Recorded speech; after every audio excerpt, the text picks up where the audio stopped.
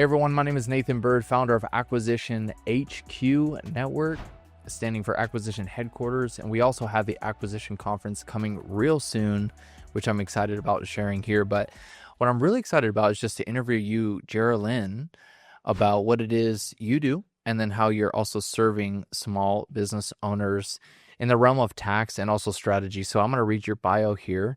Jerilyn Strong is a seasoned tax strategist and CFO advisor with over 23 years of experience helping business owners and investors build wealth while legally paying less in taxes. Her work sits at the intersection of strategic tax planning, operational finance, and long-term business growth, supporting founders through acquisition, scaling, and exits. Welcome to the Acquisition HQ podcast. Thank you for having me here. You actually flew out here from where are you from? Sacramento area. Sacramento, and we're out here in the beautiful city of Salt Lake. But right now, I want to learn a little bit more about your founder's journey and where you currently are and how you're serving businesses. Sure. You want to just start from the beginning? Let's do it. Start from the beginning. I never knew I was going to be an entrepreneur. I thought I was always going to be a financial advisor working for a broker or a huge financial firm. But I took a first tax class in college, and it became one thing came after another. I became a manager of that tax firm, ran 3 offices, and then 2 districts. When I was trying to move, they were fighting over me. Oh, shoot. And I had to make a decision because where I lived was in the middle and the 2 districts were fighting. And I said, okay, I'm just going to start my own business. Ever since then, I moved to Florida, Miami, and went back into finance. And all those tax clients started looking for me. I changed my name, changed my number. I closed MySpace, Facebook at the time. And they couldn't find me. So they found my mom and contacted her and asking if I was okay. Wow. And they're like, no one can do my taxes but Jerry. And that goes to show the trust that you can build, though. And I think it's important for company owners, one, to understand the trust that you're building with your clientele and then also people that you work with, but also, two, certainly when it comes to finance. So share with us a little bit more about, we talk about playing offense on a business and exactly what that means, and then also ways to play defense. Because again, you said you've gone through a few tax preparation classes, as well as you worked with the IRS for quite a while, right? And that gives you a really, kind of a unique perspective as to what company owners go through to be able to understand tax code, but also understand strategy. Can you share a little bit more about that? Sure. Understanding offense, though, right? Every entrepreneur wants some sort of ownership to something. It's either something that they build from their heart, from their own, inherit a business from their family, or acquire a new business, right? Mm-hmm. But they think of the product, the sales, the marketing, the administration, rinse and repeat, all offense. And they get so excited because it's an emotional thing, right? They put their blood, sweat, and tears into the business, their own money, their families are part of it, their kids are part of it, their spouse is part of it most of the time. Mm-hmm. And it becomes an emotional thing where offense, I need to make as much as I can. Look at me, I have a great product. I want to share it with the world, and I want to grow and scale. But what happens with defense? Your biggest partner is IRS.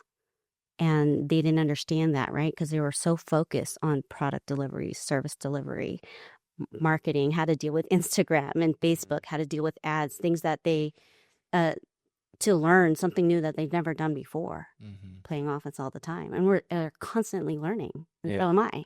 I mean, I think it's almost like, as business owners out there, we need to understand the house that we're building. We need to understand the foundation that we've created. And, for me personally, it almost seems like the foundation is your back end, right? Like, is your IP, is your, not just your IP, because any company has IP, but how strong is that IP? Did you trademark it? Have you copyrighted? Have you done all of the legal things to be able to protect, And I think, again, so that's one thing, but then also tax and tax strategy, that's a whole nother aspect of... That's a good chunk of the defense.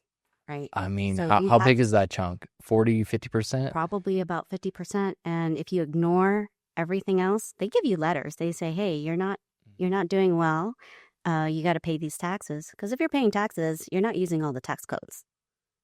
And so True. it's all about, it's not just paper pushing and number crunching, going to CPA every year, March or April, when it's time to file your tax return.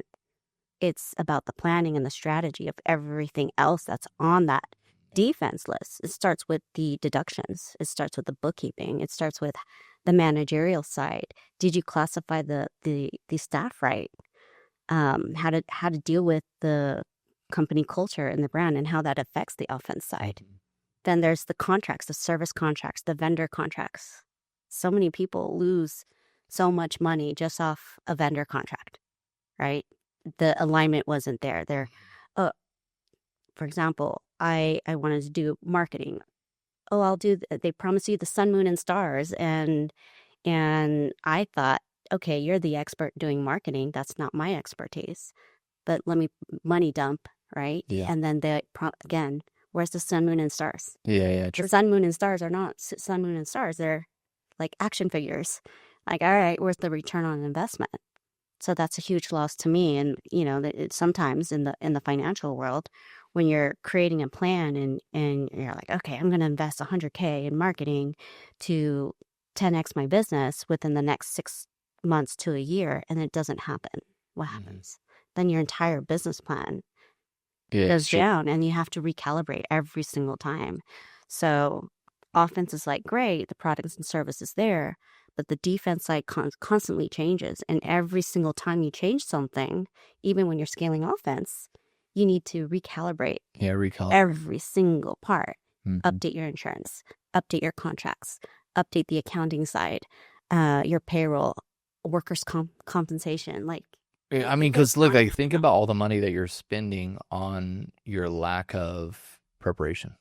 Like you're just spending more money on areas that you have not yet been proactive in fixing. I think that's many business owners have experienced that. All of us as business owners, they're like, wait a second, should I have done this or should I have done that? And now I'm paying 3 or 4 times whatever else, or more for that matter. I remember your story that you brought up a while. We'll bring up that later, but I am curious around, again, we talk about the do's and don'ts, and I'd be curious on, proper procedures in the process of creating a defensible business. Can you explain some of the do's and the don'ts around that? The do's, all the tips and items that we kind of just ignore. We say we'll do it later. Don't do it later. It's do it now. When you build offense, also play defense at the same time. Like, once you start selling your product, start having your accounting in place. People push that bookkeeping like to the end of the year. Is it even possible for a bookkeeper to understand your business in such a short, 1 week, to handle a year full of books? Yeah, it's like all of a sudden people are getting into a sprint to just like disclose the information that was an entire year's worth. How many business owners are doing that? Probably like thousands. More than less, probably. And so when you have a bookkeeper they're just whatever they can get. They just enter data. I mean, that they don't even have the time to even question, hey, what is this transaction? This money that you put in, they might have counted it as income. Now it's taxable, when it's really your investment and should have been equity. Interesting. So it's like fast pace, is it fast food, fast bookkeeping that's going to cost you. If your books are wrong from the beginning, your taxes will be wrong. Your lenders, the lender's going to rely on the tax returns, and they're going to probably fund you on things that you probably shouldn't be able to afford. I think about the amount of money actually that you're losing based on your inability to create an easy to understand the financial portion of your company. Like, think about Think about that, because like, for example, you go to a company, or sorry, you go to a bank and you're looking for a loan, and then they try to uncover the story of your business, and they see a bad story, and then all of a sudden they're not going to loan you what you are needing, at the Or end of the day. or the entrepreneur is saying, "Hey, bookkeeper, show this," and they're just following it. That's bad practice. Interesting. There's a lot of professionals out there. It's like they're just they're in business too. The Yep. bookkeepers, the CPAs, the attorneys, financial advisors, they're either getting a commission or just needing to survive. They're also in business. They want your business. But where's the care in the whole process of this? Yeah. Where's the relationship? Is it a transaction or is it a relationship? Yeah, I'd be curious to understand a little bit more now. I mean, obviously, this is the podcast for individuals that are looking to purchase a company. And, obviously we can talk about an exit as well. But I think for the purchase, can you help me understand, as well as explain to our audience, the holdco structure for, obviously there's many ways to do it, but why would one want to create that structure? And then what are some of the tax implications on specific structures? I mean, that's like an open. Yeah, that's probably the biggest question ever, but biggest question ever. Yeah. But I mean, it really comes down to just two main ones, right? The asset sale, stock sale. Is the seller, why is the seller trying to sell, right? What is the buyer's intention? Are they even ready to buy and even be an entrepreneur to take that on? Is there going to be an ongoing relationship, or is it just a straight transaction? The seller to say, thanks for the money, bye. Yeah. What is, there's so many layers that comes along with that. The first one is emotion and the excitement, right? It's like, oh, opportunity. Okay, I can just fix whatever the seller hasn't been doing. I'm going to have a better culture. I'm going to rebrand it. I'm going to do all these things. But again, it's like ends up becoming over their head. But well, what are other things that the seller didn't do that are, problems? Yeah, the disclosures. Or maybe they couldn't disclose it because they didn't even know they had that problem. Interesting. Just those like misclassified workers. That's one of the big ones. Like, oh, you weren't supposed to have these workers as subcontractors. They were supposed to be W-2 employees. Let's just say 1 or 2 years later, that subcontractor can go to the Department of Labor, and it's a Department of Labor state against the new owner, the buyer. It's scary, and the seller didn't even know because of ignorance. Yeah, I remember you spoke about that a little bit at our previous conference, which we'll put a link in the comment section below of her previous segment at our previous conference, Aquacon. But you talked about... It's pretty common, yeah. I mean, you talked about these undefined, unclassified, misunderstood, values within companies, that one company... they just acquired another, and now they have these quote unquote skeletons in the closet. That's what you're always, that's what you're finding within one company that then, exchanges value to another. What are some of the common mistakes and also procedures that you're seeing that companies are forgetting to do, or just they're not properly doing within their financials? Just overall, in general, they don't have a business plan. They don't have an updated business, or if they did have one, it's like a quick executive summary just to get approved for an SBA loan, or just to keep a lender happy, right? But use that to your advantage. It's like when I said recalibrate the business plan, there needs to be a living business plan. So when there's any new opportunity, really go back. What was really the mission? True. What was really the vision? Am I on track? Because that's your accounting basis, especially if it's internal, right? You don't have a team or a ton of professionals to hire for guidance. You're just relying on YouTube or for Instagram for motivation. And yes, I'm a business owner. I get to call the shots. But then there's, all the psychological thing. You're the boss. You can call the shots. You don't so you don't have to follow your business plan. But that's one of the common mistakes that I see is every time I get a client that says, hey, Jerry, can you look into my business?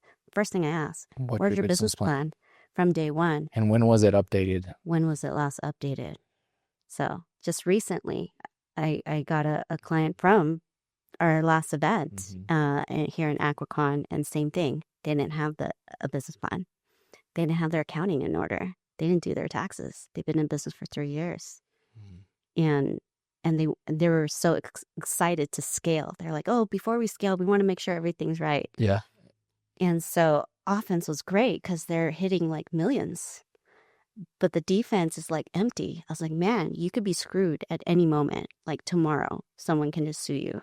I looked at their service agreement and I said, a subcontractor, if they just get the right attorney Yeah. and you piss them off once, that is a class action lawsuit against the company, and all your dreams that you wanted, your original plan that you created 3 years ago, down the drain. I think that's what we just talked about, is like being able to protect the asset that you work so hard to create. At the end of the day, like as entrepreneurs, founders, we have a desire to make an impact, to create something that really hasn't even been established, and to have it potentially either robbed of one who makes a class action lawsuit, who does this, sues for some random reason, which, could be justified or couldn't be justified, right? It's just a matter of, having that defense in place. I know we keep saying defense and offense, but I think it's, entrepreneurs need to know that there is a difference. I mean, So I know you repeat it, defense. I can speak from personal, experience. It's just like, wanting to grow and wanting to continually hit specific metrics, right? But then also at the end of the day, you also have to look at, who you are, what your skill sets and talents are, and then also how you can hire around, obviously, the areas that you need help with, And I think that's where you come in too, from your perspective on more of a financial / tax / there's some law in there as well. I'm sure you've probably hired other lawyers to help you through the process, but I mean, that's really good insight that you share about that one specific company and, that you just brought up. But, well, obviously we've got the holding structure, we've got the tax and accounting that has to be accounted for, the proper and improper things that people are doing within their companies. What else would you like to add? I'd like to, maybe dig a little bit deeper into some of your knowledge base. Just overall, I feel that entrepreneurs need to be educated, right? Before jumping into really anything, even marketing. Educate yourself before you even do it. Connect yourself with groups like this, like-minded people, because there's a lot of them that have gone through so many mistakes that we can all learn from, right? And throughout my entire career in this tax field, they come to me with problems, and I'm constantly having to redesign or strategically find a way out of it to either lessen the burden, and what do we need to do now after we clean it up to never do that again. At the same time, even if they came just for a tax problem, I recalibrate the entire CFO side. Okay. So all the offense is COO. Yeah. Operation. CFO, who is that? That could be their spouse that had no accounting background or no languages. So there's like over 23 different departments under the CFO realm. If they don't know how to speak to that, how do you speak to a CPA? How do you speak to a bookkeeper? How do you speak to all that? If the CFO doesn't have kind of like the understanding of how those departments work, there's going to be a lot of risk involved. So it's just the education. So yeah, you're educating yourself, COO, offense, marketing, sales, right? Motivation and product and service and how to make it better and scale. But the CFO side gets ignored so many times because it doesn't require like a day-to-day, everyday thing. It's more when something happens. It's really building your defenses in case something happens. So quick. Oh yeah, I was going to say a quick question about that. Obviously you brought up these individuals that are and have in the past come to you about how do we like make better what we just messed up, right? So what are like the new building blocks that you in essence will install to help them get back to continuing to now run their business? Right. So again, obviously depending on all the circumstances and situations, but how do you get them back to running their business in a better way? Right. So it's just, again, education. Fix the problem. Yeah. Have them understand what that problem was, and really have a sit down and really look at business plan again. Start from ground one, business plan, accounting, the building out the entire structure and understanding that when do you need to have an attorney, and then who is the acting CFO, right? There needs to be someone that understands both sides. Like, all right, what's happening with offense? And then the defenser needs to play defense all the time. So it's not just whatever you're saying on marketing or media or out in the world, right? We have to have disclaimers. So that's a CFO's job. Like, oh, Nathan, you shouldn't have said that. Oh, we need to cut that out. Yeah, that's interesting. Yeah. So there's certain things that you might not need to say, and that's the CFO's job, is to really, like, how do we protect the brand? How I do could we see that. Yeah, because that's important, the IP. Every asset, marketing IP is an asset, your branding is an asset, your customers are an asset, the product service is an asset, and your employees are an asset, your entire staff, right? So how do you always protect that, right? And the more you scale and the more you grow, the more problems you're going to have. Question is your defense ready? Is it growing just as much? You know, because again, we have like two sections of a company, the front end and the back of the house, right? And that in the front is you can grow your front end almost faster than your back end is like going to be able to keep up with the front end, right? Mm-hmm. But well, I think that was one of the biggest things that we wanted to touch on today. And, helping you guys out there as you continue to build your company, or, those that are looking to potentially acquire a company or exit their business, as we've continued to, obviously, and you've seen this too, and I've seen it here on the podcast as well as the people that I've dealt with, many of these people aren't as proactive as they need to be within the businesses that they're growing, to be able to create maximal value, because a lot of people, they want that quote unquote massive exit upon the growth of their company, but they're not creating their company to have a massive exit. I mean, at the end of the day, you've got to be extremely proactive, and having these team members just like yourself that understand every process that's in the back end, and then that will then translate into your value exchange. Yeah. So it's just same thing. When you start your business, have the end in mind. Mm-hmm. What is the end goal? Is it really are we going to sell it? Yeah. Are we going to give it to our kids? Are we going to add on partners and just convert? So what's defining in mind? Because that's the main goal, whatever that is going to be. But then there needs to be alignment with everybody on the team. So after you built the machine, now find the right people. Exactly. I mean, we've had a lot of conversations with obviously various people that have different thoughts around why they've created their business, because sometimes people, they'll have a definition of what they want to do, a lifestyle business, or they do actually want to build a business only to exit. So it's interesting how there's two different dynamics. Some people will create, something that has a sustainable income of whatever, figures that are needed. And then others are just like, we're straight up going to exit this business in less than 4 or 5 years. It's a whole different mindset. Oh, yeah. Like you've experienced probably. Mindset, experience, motivation. Mm-hmm. There's just all these other factors that come into play than just a product and a set of rules to play in your business. And depending on what the frequency is, right? Something can happen in 3 to 5 years. You don't know. I mean, it could be personal. It could be a death in the family. Mm-hmm. It could be a divorce. Could be a marriage. Could be your mother-in-law is now living with you. Now there's more stressful. Could be so many different factors that affect someone, a business owner or founder's flow. Yeah, founder's flow. That makes sense. Well, I'd be curious, and obviously we'll end out here, but I'd be curious about, obviously, what it is you're excited about entering into here in this next season, mm-hmm. and then also ways that you feel that you can be most effective and help those out there. For sure. Well, one, I'm super excited. I'm adding investor advisor to my belt. Awesome. For 2026.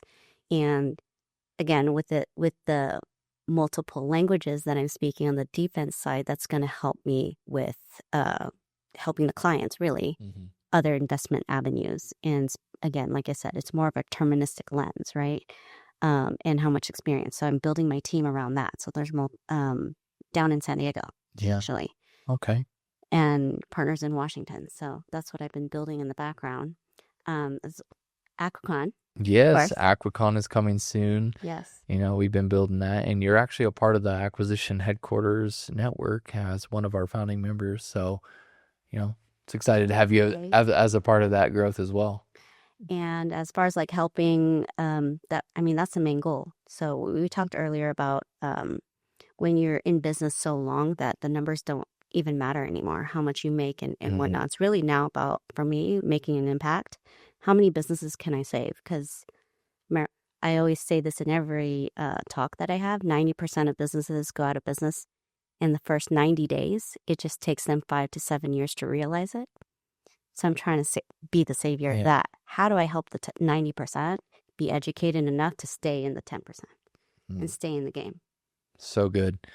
Well, guys, we want you to stay in the game, and I'd also suggest, again, that you take a look at the comment section below, because we're going to place in Jerilyn's speech at our last acquisition conference. She did a wonderful job breaking down. We also have a slide deck that is associated with that, and that'll help you guys understand a little bit more about the background, where she's coming from.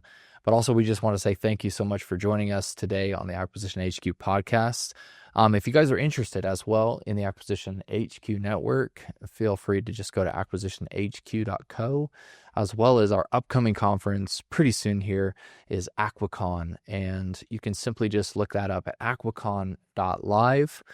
Secure your seat and your ticket, and we'll look forward to seeing you in the audience. If you want to see or hear more of content that is around tax strategy, wealth advising, creating funds, distribution of capital, as well as buying, selling a company, continue to tune in. Feel free to comment below on who we should have on our next podcast or what topic, and we'll make sure to shoot that. So thank you guys for tuning in. We can't wait to see you guys soon.